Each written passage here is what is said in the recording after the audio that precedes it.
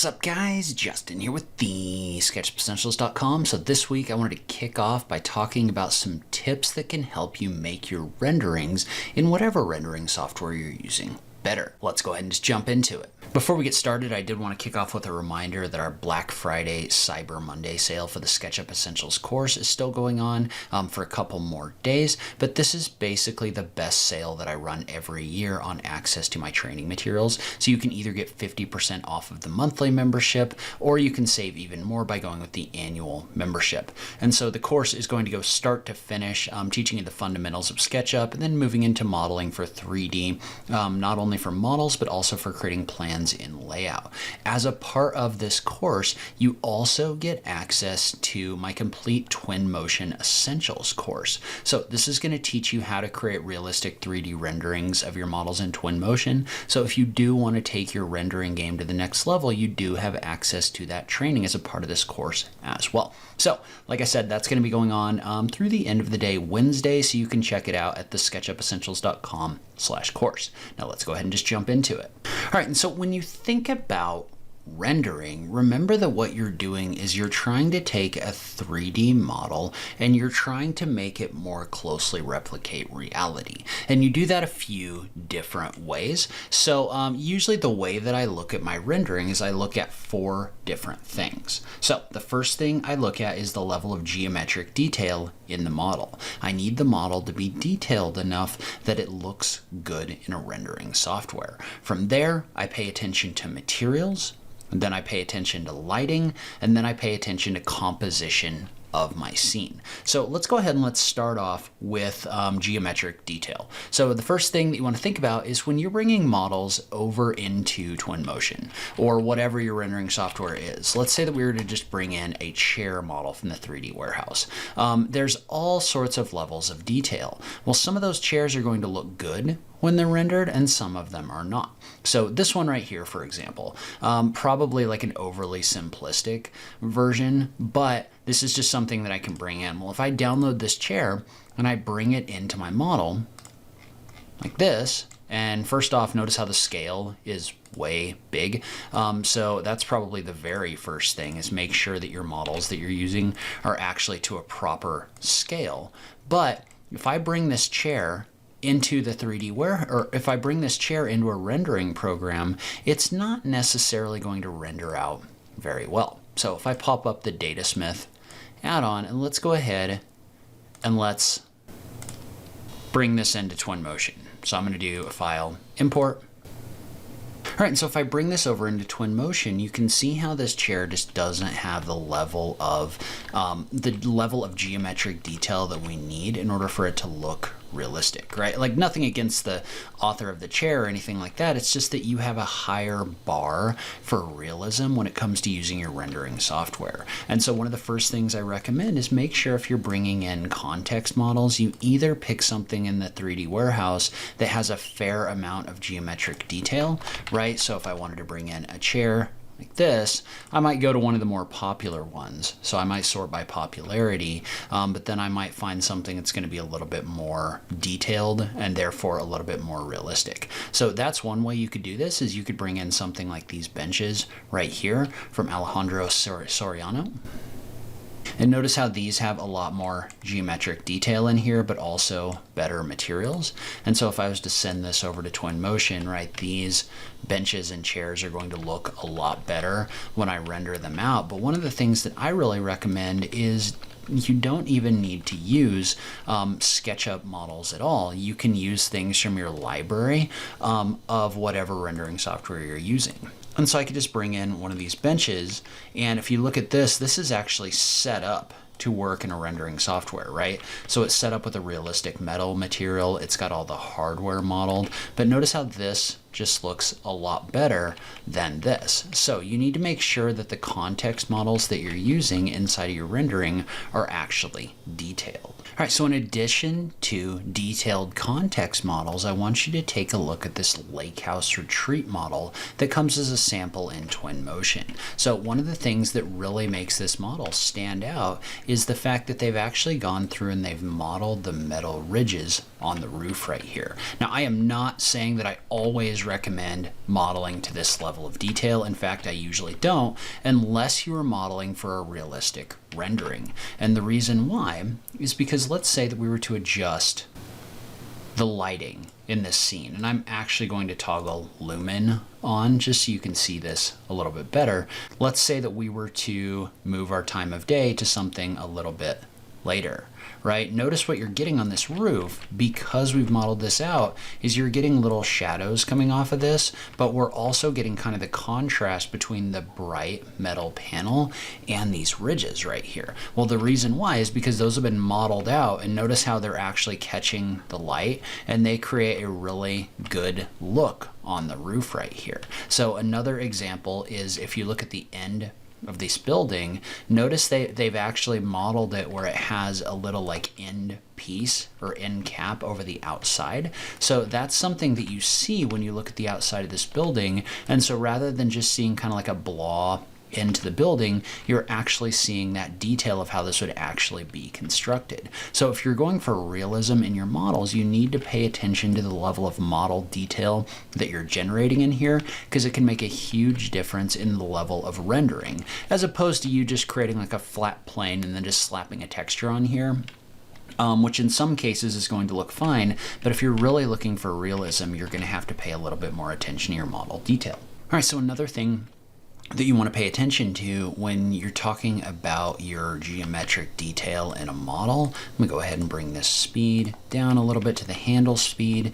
So if we look at these cabinets right here, and these are just SketchUp cabinets that I brought in, notice how the counter that's on here looks pretty unrealistic, right? Like obviously there's some things I could do with materials and stuff, but the counter itself, the geometry is too sharp, right? And so when the geometry is too sharp, what it does is it kind of like takes you out of the scene a little bit, because nothing is really this sharp in the real world. And so one of the things that you can do to increase that level of realism is you can actually add bevels and curves to your edges like this. So this is just something where I just took a follow me in SketchUp and just kind of extruded this off. Actually, I just pulled this across here using an arc, but notice how that catches the light in a way that looks a lot more realistic, right? So if I look at the way that this sits on this countertop right here, I'm actually getting like a reflection of light off of the edge. So one of the things I recommend is, especially for your more prominent corners,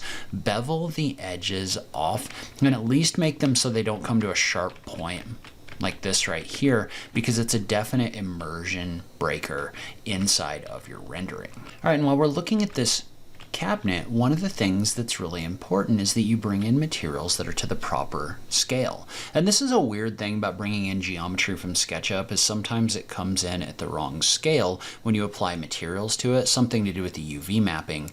But notice how right now, and maybe I'll pick a better example. Let's go back up to this green marble. There, you can really see that here. Okay, so if you look at this material, right, it is tiling over and over again on this surface, but it's doing it in a way where it's repeating that texture so many times that this just doesn't look very realistic, right? This is not how stones and marbles look in the real world. Now, if you zoom in, it looks really good, but the problem is it's being applied too small on your object in Twinmotion. And so what you want to do in a situation like this one is you want to bring that scale up so that your material is more of a real world scale. So you want to pay attention to the scale of your materials and make sure that they're being brought in a way that actually matches the way the material would look in the real world. Otherwise, if you bring something in like this and then just render it like this, it's not going to look very good and you're not going to get a very good result. So pay attention to the scale of your details and make sure that they're being brought in at a scale that actually matches real life. So another thing you want to make sure that you're paying attention to when you're creating working with materials, both in SketchUp and in Twinmotion, is you want to make sure that you're using seamless materials, right? So if I go back into SketchUp and I just took a screenshot of a texture. So I'm just going to do a file, import. And so I just took a screenshot of a wood floor off of like Home Depot's website. So I'm going to click on this. I'm going to bring this in as a texture. I'm going to click on import. I'm going to place it on this surface. Well, what you're going to notice, and I'm going to make this a little bit smaller just so you can see it a little bit better. So we'll bring the size down to maybe like 4 inches right here. Well, what you're going to notice with this texture image is it doesn't actually seam properly, which means that it doesn't create a very good result when it's repeating the texture across your surface, right? So if I look at this, I can just see this over and over again, just like repeating the texture in a way that doesn't really match.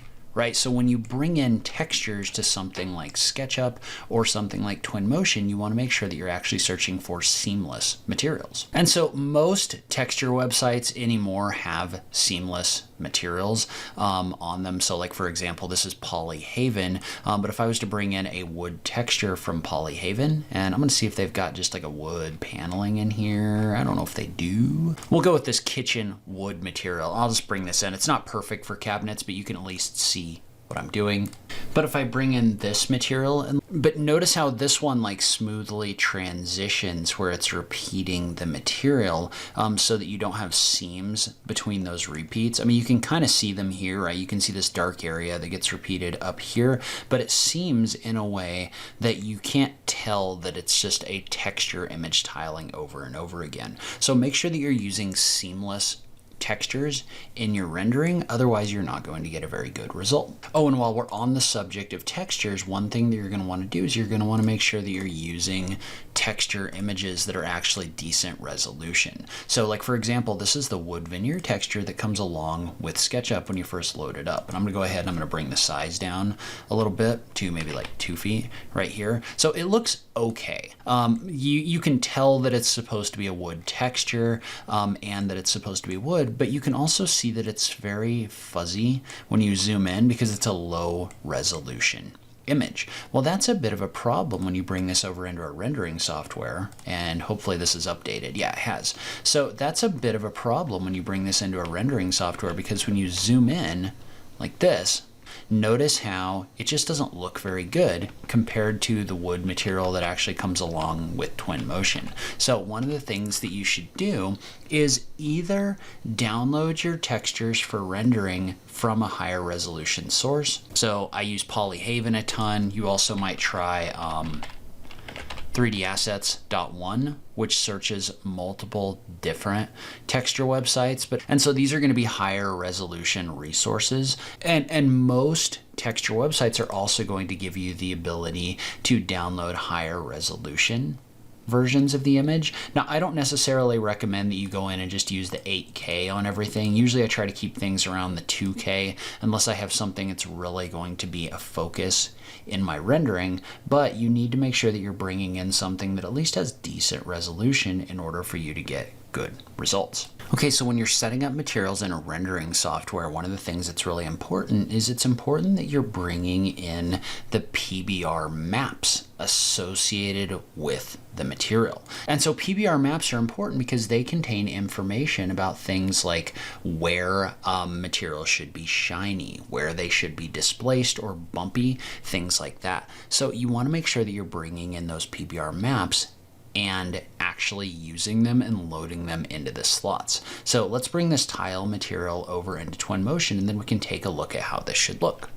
Okay, and so what we're going to do is we're going to add 2 materials, right? I'm going to add 1 material right here, and all I'm going to load into that material is I'm going to load in the diffuse map. So that's going to be the map that actually makes up the color of the material.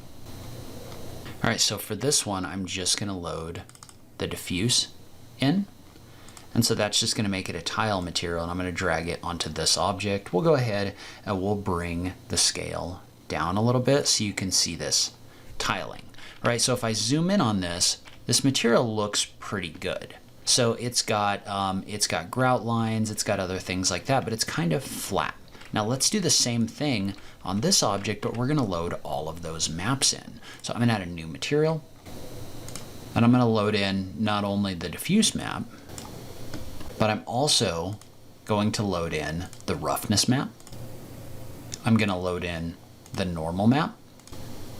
And I'm going to use parallax, and I'm going to load in the displacement map. All right, and so what I want you to notice here, and I've kind of switched the lighting off so that we just have a simple omnidirectional light so you can see this a little bit better, but this is the material that we created where we only loaded in the diffuse map. And if you look at it, it looks very flat. Like you are still seeing a little bit of reflection from the light, other things like that, but you're not seeing it in a way that makes this material look very realistic. However, if we go over and look at this material that we created where we actually loaded in the normal map and the roughness map and other things like that, notice how the way the light is reflecting off of this is much more realistic, right? And the reason for that is because it's using the information in these maps in order to set things like the way that the light reflects, but also where the light reflects, right? Like notice if I turn this roughness way down, what's happening is I'm getting a lot of reflections from the tile itself, but not necessarily from where the grout is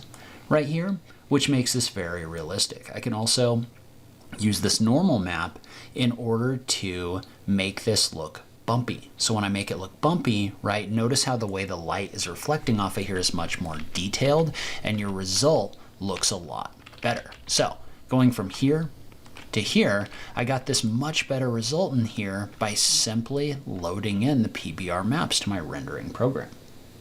All right, and then the other thing that I want to draw your attention to is the importance of having context and imperfections. And so first off, let's take a look at context, right? So this is a sample model that I downloaded from Twinmotion's website, but notice how it has a ton of stuff going on in here, right? Not only does it have the building, which is kind of the focus, right, of this whole thing, the building pieces right in here, but it also has things like benches, it has things like plants, and it has things like people walking around. Those things make this look much more realistic and also like real world.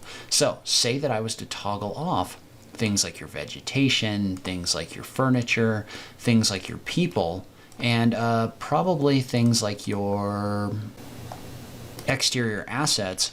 While this is definitely still an interesting building, and this does give you kind of an idea of what that's going to look like, notice how it is significantly different when you look at the rendering itself when it doesn't have people and furniture in it. So one of the things that I think people focus on is they focus on their building, but they don't necessarily focus on all that context. But the context is kind of what gives this whole thing life. We've got lights in here, we've got furniture, we've got these exterior assets, and we've also got the people that are either sitting out here or walking along the road.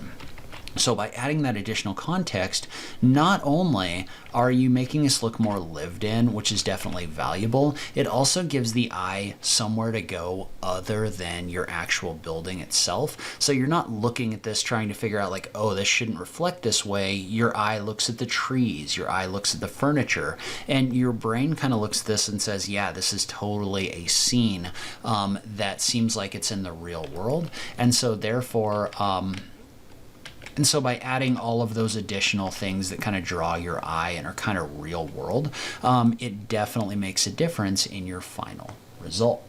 And so one of the things that can be a real problem for people when they're trying to render something out is they make things too perfect. So this road is a great example. So say that we were to turn all of the exterior assets off on this road.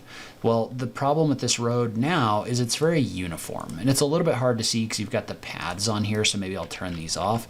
But what happens is you get this kind of like uninterrupted path, and they've done a good job with the material in here so that it does look older and used. But when you have things that are completely uninterrupted, they just don't look right to the eye because they're a little bit too perfect. Well, what they've done here is they've come through and they've added imperfections to this. So they've added leaves, they've added like patches to the road, they've added pavement markings, basically things that make this look lived in, lived on, and more realistic. Same thing over here. If you look at your wall and then we toggle those exterior assets off, they've got this kind of like graffiti decal on the wall that kind of breaks up this uninterrupted brick right here. So again, by using assets like that and adding imperfections, this makes this look just a little bit more real world, and therefore something that the eye accepts as a little bit more